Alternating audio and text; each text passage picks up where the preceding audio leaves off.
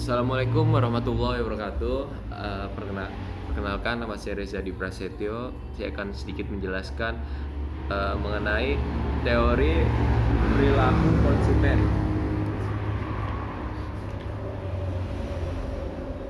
Ya,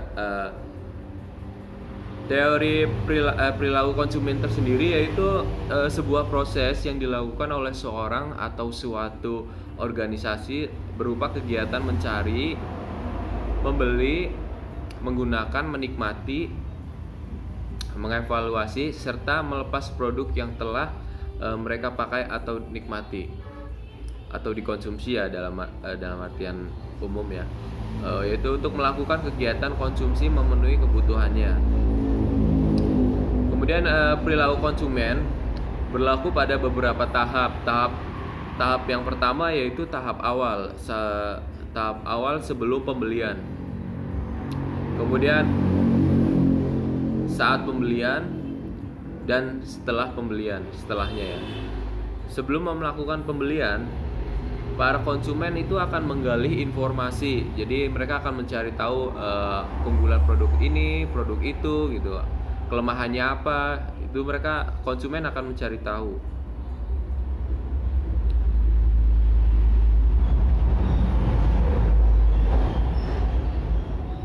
Kemudian setelah tahap pembelian, konsumen menggunakan dan menikmati produk yang dibelinya ya. Jadi pada umumnya saja ya, bahwa setiap konsumen setelah membeli produknya kan mereka akan mengonsumsi produk tersebut, atau dalam artian dipakai atau dimakan atau bagaimanapun ya.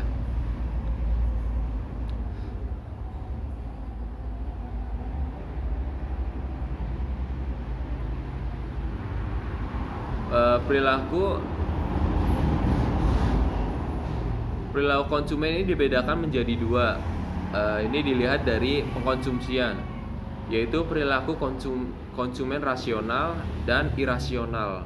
Yang rasional yaitu suatu kegiatan konsumsi bisa dikatakan rasional jika beberapa hal di bawah ini diperhatikan. Pertama yaitu produk tersebut bisa memberikan kepuasan dan nilai guna yang optimal. Jadi yang rasionalnya tuh ya pertama produknya yang memberikan kepuasan, kemudian memberikan misalkan kalau pakaian tuh nilai gunanya maksimal, dipakai juga nyaman, itu yang rasional.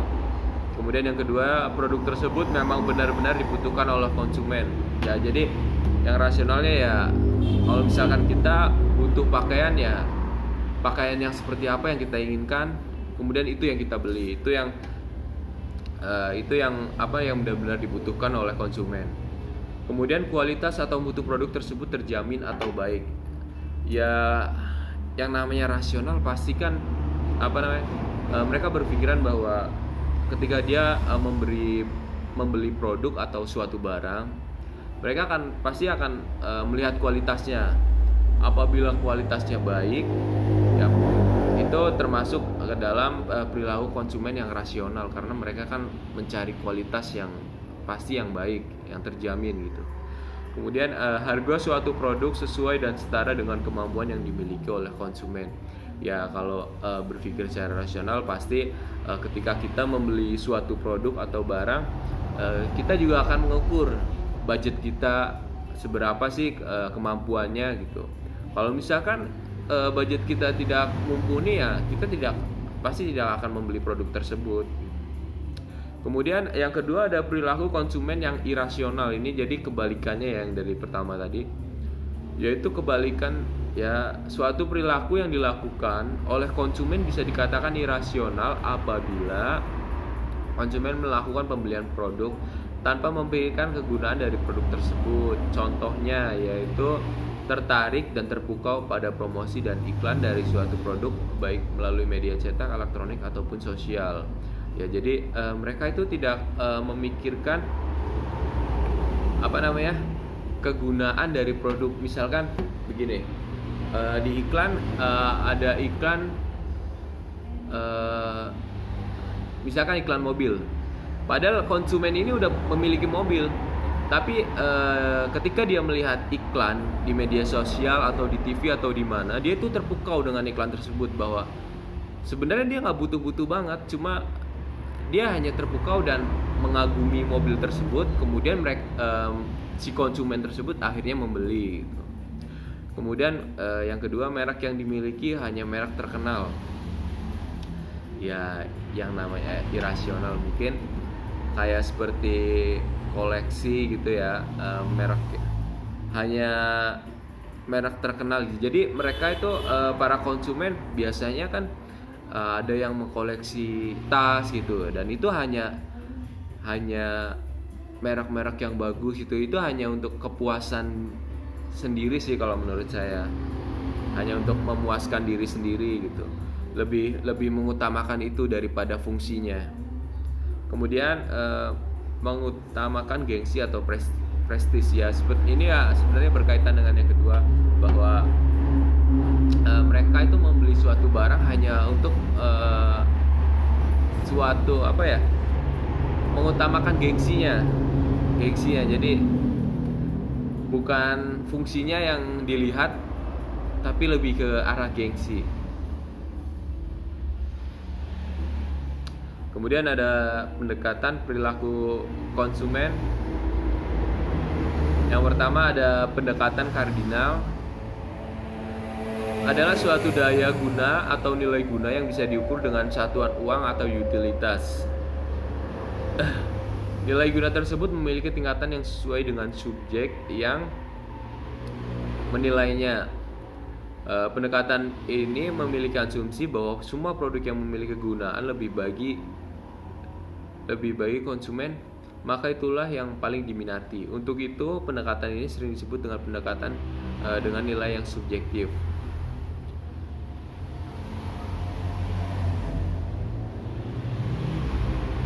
Pada hukum Gosen 1, di sini menyatakan bahwasanya kepuasan konsumen akan menurun ketika kebutuhan mereka dipenuhi terus-menerus. Hukum Gosen 2 menyatakan bahwasanya seorang konsumen akan terus-menerus memenuhi kebutuhannya sampai mencapai intensitas yang sama. Maksud dari intensitas yang sama adalah rasio antara marginal utility dan harga dari produk yang satu dengan rasio marginal utility dan harga produk yang lainnya. Jadi yang hukum Gosen pertama yaitu konsumen ini misalkan kita contoh itu produk minuman misalkan ya, si konsumen itu menyukai produk kopi gitu. Apabila konsumen membeli produk kopi ini secara terus-menerus, konsumen ini pasti akan merasakan bosen gitu, karena kepuasannya semakin naik, kemudian akan menurun gitu, karena kepuasannya kan sudah terpenuhi sampai akhirnya mereka akan merasakan bosan sendiri.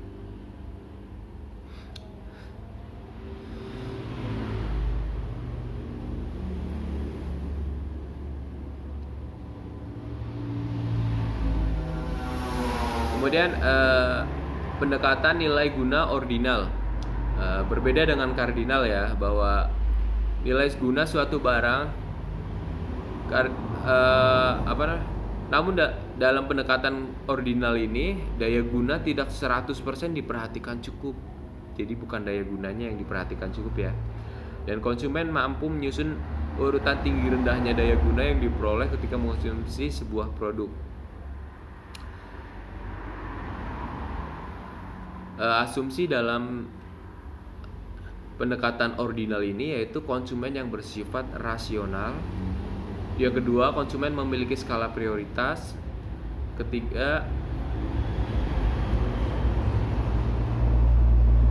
Yang ketiga yaitu konsumen memiliki sejumlah uang. Konsumen selalu berupaya untuk mendapatkan kepuasan maksimal. Konsumen selalu konsisten. Dan yang terakhir, hukum yang berlaku adalah hukum transitif. Prinsip dalam analisa perilaku konsumen. Yang pertama, pendapatan terbatas dan kelangkaan. Pendapatan yang terbatas dan kelangkaan merupakan suatu masalah yang harus disiasati dengan tepat oleh para konsumen. Dengan adanya dua masalah ini, maksa seorang konsumen akan berpikir dua kali dalam menentukan pengeluaran atau konsumsi yang harus dilakukan, namun tetap dalam anggaran yang telah ditetapkan sebelumnya. Harus adanya keseimbangan dalam mengkonsumsi suatu produk jika ingin meningkatkan konsumsi terhadap suatu produk baik barang atau jasa harus disertai dengan pengurangan konsumsi terhadap produk lainnya.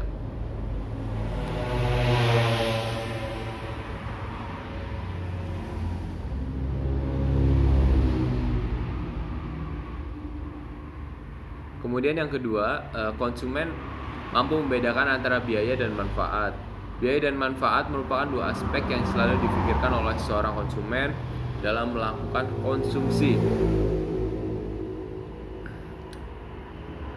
Jika dalam suatu kondisi di mana dua produk yang sama memberikan manfaat atau daya guna yang sama, maka konsumen dengan otomatis akan melihat harga memilih yang lebih murah. Jadi misalkan kita membeli produk misalkan produk makanan, Pizza Hut dan Domino's gitu. Itu kan produk yang sama ya, sama-sama pizza. Konsumen tuh pasti akan membandingkan. Kita asumsikan bahwa rasanya sama dan kualitasnya sama ya. Si konsumen pasti akan membandingkan antara PHD dan Domino's. Mereka akan memilih yang mana? Pasti mereka akan memilih yang lebih murah karena kualitas yang disajikan sama, rasanya sama, kemudian ukurannya pun sama. Jadi secara langsung pasti konsumen akan memilih produk yang lebih murah. Kemudian yang ketiga ada konsistensi konsumen dalam memperkirakan manfaat yang tepat. Konsisten seorang konsumen dipengaruhi oleh pengalaman dan orang sekitar. Konsisten konsumen terhadap suatu produk akan mudah goyah ketika ada produk yang memiliki manfaat lebih baik dengan harga yang murah atau setara. Ya ini jadi misalkan gini. Ya tadi seperti yang tadi ya. Ini sebenarnya ada kaitannya dengan yang kedua tadi. Misal kita rubah ke dalam bentuk produk, misalkan TV, bentuk TV ya.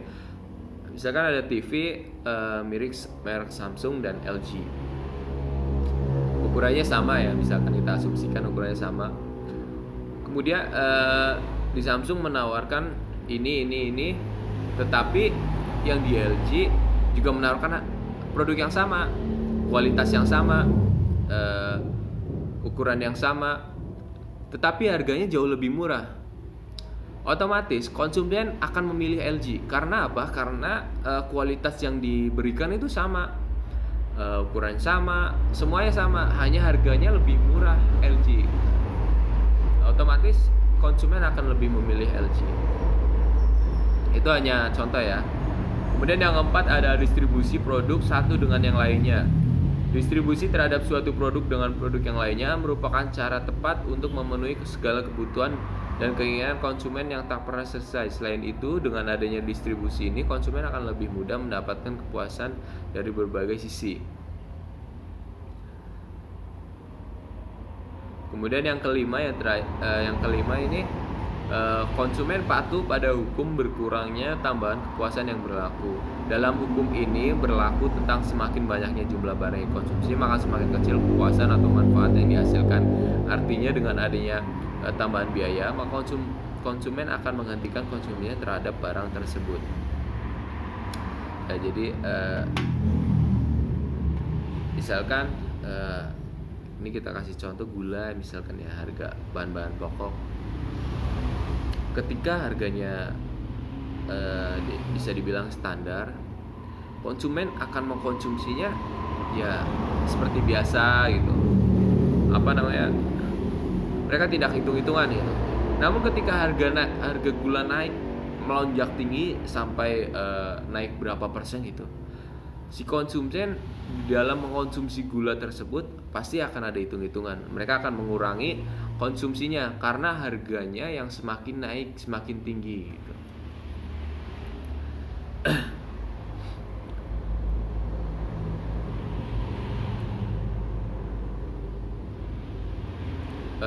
dalam melakukan konsumsi ada beberapa perilaku konsumen yang bisa dipantau dan dianalisis. Yang pertama, faktor budaya. Budaya memegang peranan penting dalam melakukan konsumsi. Tipe konsumsi dari konsumen menyesuaikan budayanya. Misalkan budaya barat tidak memperhatikan biaya. Ya, jadi kita beri contoh begini kalau dalam faktor budaya ya. Misalkan di budaya barat, mereka itu tidak melihat harga. Yang mereka lihat itu nilai kepuasan. Bagaimana mereka dapat memperoleh kepuasan maksimal, tetapi mereka tidak memikirkan harganya berapa tidak. Berkebalikan dengan budaya barat, biasanya kalau budaya timur itu mereka tidak memikirkan bukan tidak memikirkan kepuasan, tapi yang mereka lebih pikirkan itu tentang biayanya. Lebih utama sih biayanya ya, seberapa murahnya gitu, seberapa berpengaruh biaya ini terhadap kepuasan tersebut. Jadi mereka lebih memperhitungkan dari segi biayanya. Kemudian dari faktor sosial, kelas-kelas sosial yang ada dalam masyarakat mempengaruhi perilaku konsumen. Konsumen yang berada dalam kelas sosial yang tinggi, mereka tidak akan ragu dalam konsumsi suatu produk yang penting budayanya terpenuhi. Ya, jadi kalau misalkan orang-orang yang high class misalkan ya, mereka itu tidak berpikir-pikir lagi untuk membeli suatu produk yang bisa memenuhi kebutuhan dia gitu, memenuhi kebutuhan dia, gengsi dia atau apalah gitu. Mereka itu tidak berpikir-pikir lagi. Tapi kalau misalkan orang mohon maaf dari kalangan menengah ke bawah, mereka itu dalam membeli suatu produk, mereka itu akan berpikir-pikir lagi atau begini, atau misalkan barang tersebut itu memiliki manfaat nggak untuk kita gitu. Kalau seandainya tidak terlalu bermanfaat, mereka tidak akan membeli barang tersebut. Itu kalau untuk kalangan menengah bawah ya. Kemudian ada faktor pribadi. Baik buruknya perilaku konsumen ditentukan oleh masing-masing pribadi yang melakukan konsumsi tersebut. Kemudian ada faktor psikologi. Psikologi seseorang juga mempengaruhi dalam bertindak. Jika kondisi psikologis konsumen baik, maka mereka akan berperilaku dengan benar. Sedangkan jika kondisi psikologis seorang terganggu, maka tindakannya juga akan mengalami gangguan.